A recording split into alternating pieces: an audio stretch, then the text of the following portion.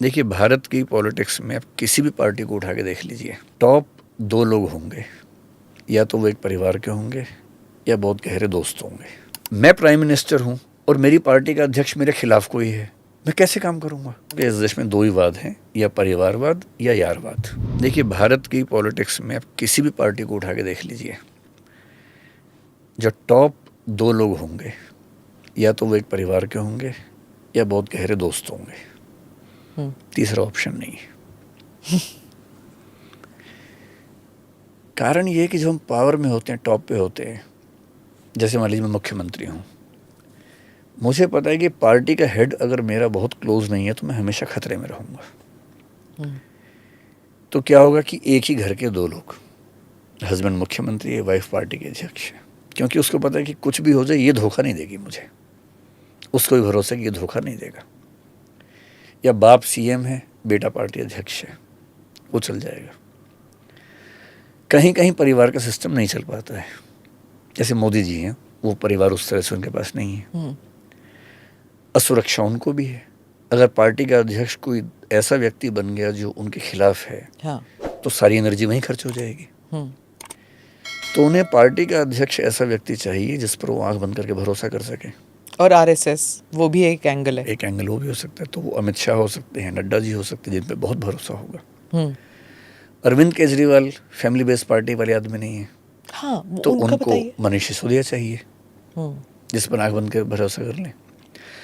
ये जो आंदोलन से जो निकले, वो हम बाद में बात करते हैं। लेकिन जो स्ट्रक्चर्स हैं पॉलिटिक्स में, हाँ, या कंपनीज के, जो उसमें सबसे टॉप पोजीशन पे है, उसको नंबर 2 पे हमेशा वो व्यक्ति चाहिए जो जिस पर आंख बंद करके भरोसा हो सकता है।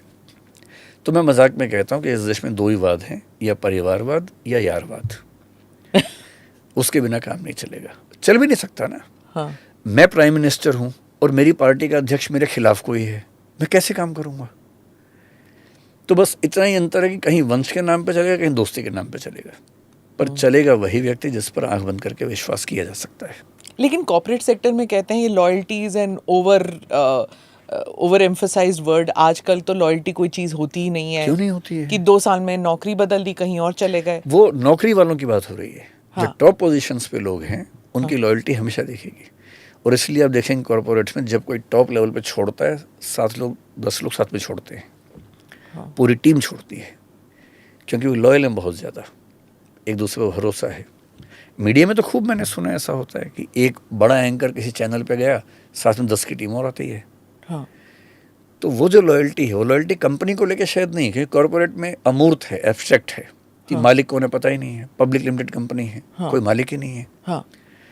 बोर्ड में बैठते हैं, सिर्फ बोर्ड में बैठते हैं। हाँ। लेकिन वो जितने भी उसमें गुट हैं, हर गुट का जो नेता है उसके लॉयल कुछ लोग हैं, उनमें से एक को आप टच करेंगे, सब इकट्ठे हो जाएंगे और वो एक साथ कहीं जाएंगे। ये तो कॉर्पोरेट में भी है। हाँ, तो loyalty is not overrated. No, it is a necessity. अगर आपको किसी भी संगठन में नंबर 2 पे जाना है, हाँ, loyalty is the basic criteria.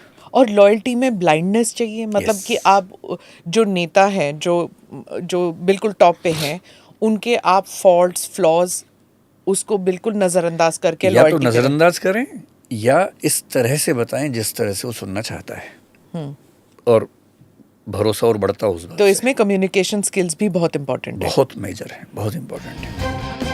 Click here to watch the full episode.